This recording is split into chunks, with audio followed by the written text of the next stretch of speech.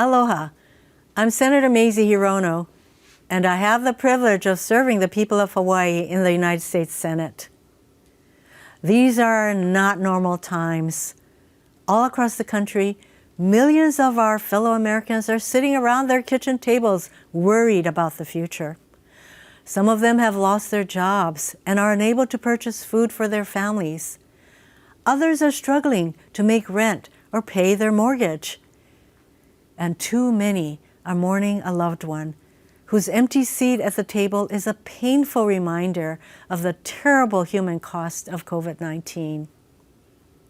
With the pandemic driving so much fear and uncertainty across our country, the Senate should be laser-focused on providing meaningful relief that meets the urgency of the moment.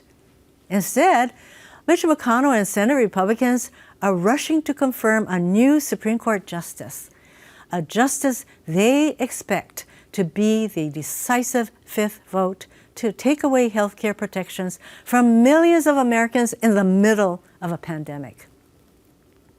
This threat is not hypothetical. It's immediate and very real. On November 10th, a mere 18 days from today and a week after Election Day, the Trump administration and 18 Republican state attorneys general will be at the Supreme Court urging it to strike down the Affordable Care Act.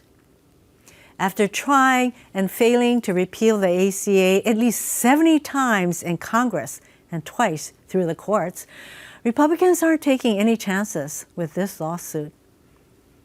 It's why the president waited only 3 days after the death of our champion, Justice Ruth Bader Ginsburg, to offer Amy Coney Barrett a seat on the court, keeping the promise to appoint a justice who would strike down the ACA. And it's why Mitch McConnell is forcing her nomination through this rushed, illegitimate process. Donald Trump and Senate Republicans know what they're getting with Judge Barrett because she has made her opposition to the ACA very clear. In 2012, after Chief Justice Roberts upheld the ACA, Judge Barrett argued he, quote, pushed the Affordable Care Act beyond its plausible meaning to save the statute, end quote. Obviously, if she had been on the court, she would have sided with her mentor, Justice Antonin Scalia, to strike down the ACA. If confirmed, Judge Barrett would be a reliable vote for the growing conservative majority on the court, one led for years by Justice Scalia. In addition to signaling her views on the ACA, Judge Barrett said Justice Scalia's judicial philosophy is hers at the White House super spreader event announcing her nomination. Faced with the overwhelming evidence that Judge Barrett would be a vote to strike down the ACA, Republicans tried to cover it up in the hopes that voters aren't paying attention to their shell game.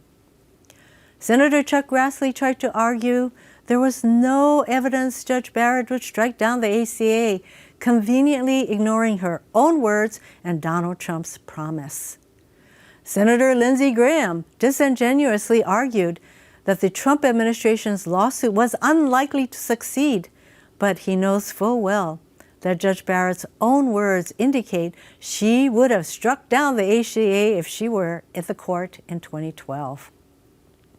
And Senator Marsha Blackburn absurdly tried to argue Republicans were trying to protect Americans' health care despite voting dozens of times to eliminate the ACA. While Senate Republicans obscured their true intentions, Senate Democrats are focused on what's at stake: the lives of people who will suffer dramatically if the ACA is struck down. We displayed the photos and shared the stories of people across the country at the committee hearing last week to show the real-world impact that Judge Barrett and Senate Republicans ignore. That's what Justice Ginsburg called on the court to do, to consider the real-world impact of its decisions. Striking down the ACA would have very real consequences for Jordanotta, an elementary school teacher from Ewa Beach, Hawaii.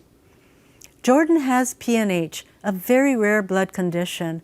To treat it, she receives infusions of a medicine that costs around $500,000 per year without insurance. Her father, Dean, told me, without this medicine, she will die.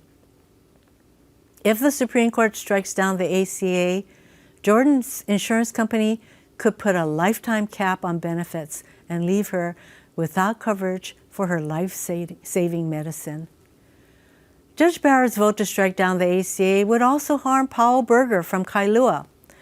Powell endured surgery, chemotherapy, and radiation to successfully treat her breast cancer in 2004.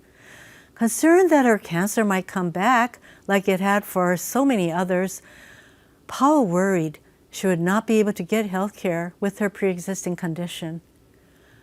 Powell, who owns her own consulting business, told me that she cried watching President Obama sign the ACA into law, knowing it would guarantee her access to health care.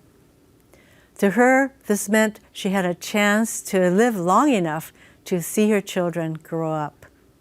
Jordan, Powell, and the millions of Americans like her are why I'm fighting alongside Senate Democrats to oppose Amy Coney Barrett's lifetime appointment to the Supreme Court.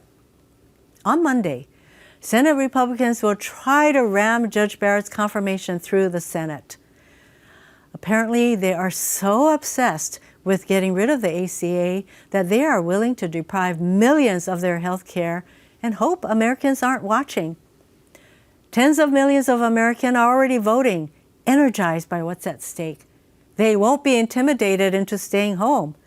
We've all seen the news coverage of thousands of voters standing in line for hours on end in the cold and rain to make sure their voices are heard and their votes are counted. Voters like Antoinette Love from Milwaukee, who said, quote, "There's too much tomfoolery going around, and to stand in line means something," end quote. Senate Democrats stand with Antoinette and the millions like her who won't be silenced. Mahalo nui loa.